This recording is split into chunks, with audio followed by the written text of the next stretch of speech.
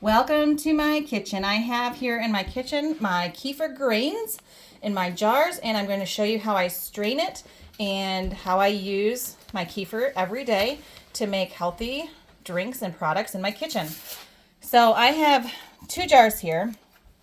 Both were filled with kefir grains and soaking in milk for the last 24 hours, sitting on my counter. I keep them covered with a mesh. This is just a coffee filter. You can use cheesecloth or something else, but this is easy because they're cheap. And I keep it secured on this jar with my rubber band, and I just have a metal ring on that, so it doesn't really matter which one you use. So what I did was I began the process here of straining. This is my strainer right here, and it is a nylon thin mesh strainer, so it's going to drip very slowly if I just let it sit there. So I use a wooden spoon. I don't use metal on any of this. It doesn't react well, I'm told. So I have this sitting in one of these canning funnels because then it just makes less mess and makes everything drip right into my mason jar. So I'm going to just keep doing this for a few minutes, and I'll show you what it looks like in a jiff. So I have completed straining my first batch here. And as you can see, it looks about like cottage cheese. And this is what we call the kefir grains. These are safe to eat if you wanted to. You can grind them up, but I just keep straining them out and I reuse them. They're safe to put in your compost pile when you grow too many. You can share them with a friend who will take them. You can feed them to animals. They're supposed to be healthy. So the reason why I eat this, there's a lot of reasons, but it's full of healthy gut bugs. So it's really good for your building a strong gut and immune system. It helps take down cravings for sugar. So I'm just going to keep this in my cup, in my bowl here. And I'm going to go back to my mason jar here, and I'm just going to plop in another full amount. And I'm going to keep straining this until both jars have been strained out of all of the kefir milk. By the time I finish both of my jars, I will have about a quart of kefir ready for the next step. All right, I have the rest of the kefir finished draining. You can see here it's about 3/4 of a quart today. And I have drained all the kefir here and my extras in my bowl. So what I do now is I put this back on my empty quart jar and I just dump it all back into the same jar. If there's nothing gross going on in your jar that isn't kefir, it's just fine. And by gross, I mean like black or moldy. This has a bit of a sour smell, but not like an icky sour smell. I think it's a good sour smell. So once that's all back in there, it should just go right down with a little encouragement. And then I fill it up. I use just regular 1% milk. You can use whole milk. You can use whatever kind of milk, goat milk, cow milk, from, not pasteurized, whatever. So I just fill it all the way up.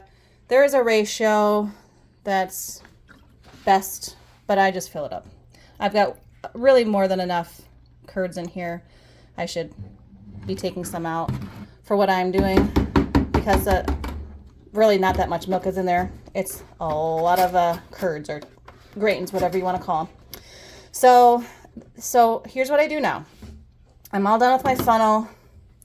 You can wipe the top off if you want to. And I'm just going to cover them up and put them back on my counter to sit for another 24 hours. Okay, so that is what I do with the grains. Now this is what I just strained off. And this is almost ready to be used. I'm going to put a product in here.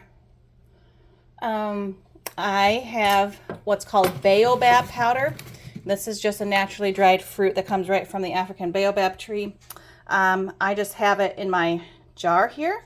You can get this from Amazon. You can get it from Trim Healthy Mama. and it's just a real natural citrusy, full of good iron, fiber, good vitamin C, super healthy, very good for your immune system. I use it in different drinks. But what I do here is I use a teaspoon and I just put it in my kefir milk. I give it a good stir. Make sure it's all stirred in. It takes a little bit of help there to stir that all in. And I leave this for another hour or two or up to 24 hours on my counter. Probably by tomorrow morning, I'll put it in the fridge. It doesn't need to stay out after that. And then it's good in there for a while. I don't know how long I've left this in there, not like weeks. Who knows? I don't know. You tell me how long it lasts. All right, so that is how you make your kefir milk. From there, I use about a cup of this in my smoothies that I make every day. And I use berries, frozen berries, because they have a low glycemic level. So I've got a variety of raspberries, strawberries, blueberries, cranberries. So I don't measure, I just dump maybe up to a cup of berries into my blender.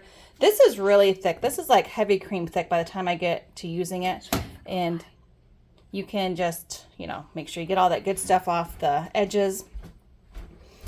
But anyway, when you use your blender with your frozen fruit, you may need to add some water to thin it up a little bit. I also put in okra because that's a great way to hide some good healthy things in your smoothies. So along with that, I'll just show you into my cupboard here. Sprinkle a little bit of salt. I use stevia to sweeten it. I use about 3 of these little small-ish teaspoons. So I have these little teaspoons here that I use. Get that to focus right there. Those are my teaspoons. I use 3 of those of stevia into my smoothie. I also put in about 2 tablespoons of lime juice to help. I don't know. When I put it in and when I don't put it in, I can't always tell the difference, but it's going to be a little sour. So that's how I make my smoothies. You can use any kind of fruit. I use the berries because of the lower glycemic. My daughter drinks about a half a cup in the evenings at bedtime. It helps her sleep better, and she just chugs it straight up. There's a few other ways. You can just put it in a bowl and use it with a spoon. You can sprinkle like cacao nibs, coconut flakes, chia seeds into a bowl, and maybe some frozen fruit that's whole, maybe cherries, maybe whatever you want. So you can have it in a bowl as well and eat it with a spoon if you would rather be a spoon feeder than a straw feeder. So that's it. If you have any questions, you can let me know. I can't think of anything else. Well, here's one thing. Once this sits for a while, you might start to see a separation happen down here and more of like a yellowish liquid happening down here, but that's fine. It might happen to this jar, it might happen to this other jar. As it starts to separate, it means that it's just done doing what it needs to do. Just give it a good shake. You can, this here would be a good time to put that in the fridge because it's not going to do any more healthy things. And this here, you can just give it a shake. It might mean it's time to switch it out. It also might mean you have more grains for the amount of milk that's in there. So you could adjust the ratio, but it's not really going to affect the end product. So that's that.